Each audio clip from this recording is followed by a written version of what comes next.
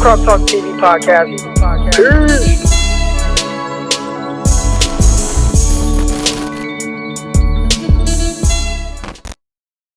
And the whole thing with Deommodore Lenoir, and I was saying it previously. I watched it I watched it throughout his time playing. So first it was the Kansas City Chiefs preseason game, and I saw how they were testing him vertically, and I thought he covered well. Every time the pass was incomplete, they challenged him vertically about 3 or 4 times. Those shots continued. I believe it was the Lions game or maybe in the Chargers game where they overshot a ball where he was beat. And one thing that really stood out to me was I think he lacks the ideal vertical speed to be an outside guy. Now, people might look at his 40 and say, well, his 40 says that he can run.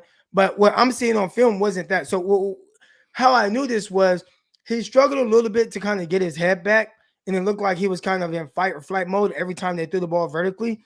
And that just let me know, like, dang, it's going to be a little bit more difficult for him to consistently be able to run with guys vertically on the outside. Now, I remember Kyle Shanahan talking about the outside receiver. Somebody asked him, like, hey, like, what goes into really being able to play outside? And his biggest thing was you got to be able to be a vertical threat on the outside. Like, if you could be a vertical threat, you could play outside receiver, whether it's with speed or just size.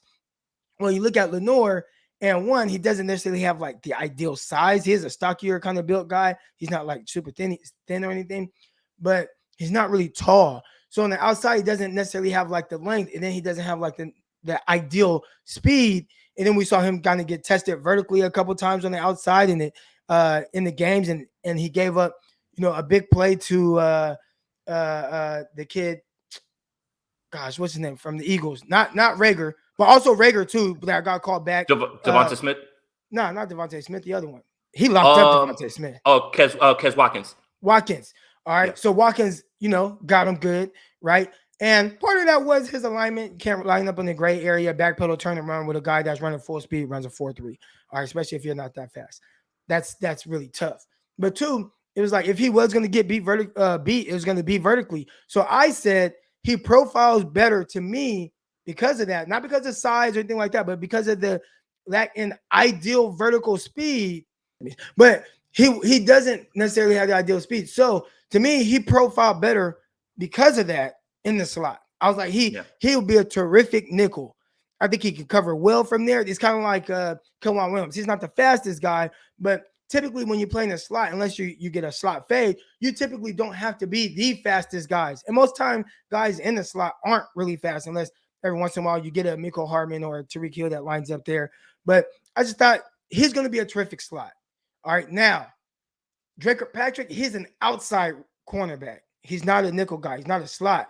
So I think when people say Dre Kirkpatrick is playing over Deommodore Lenoir, that's because Lenoir, they technically it's kind of they play two different positions.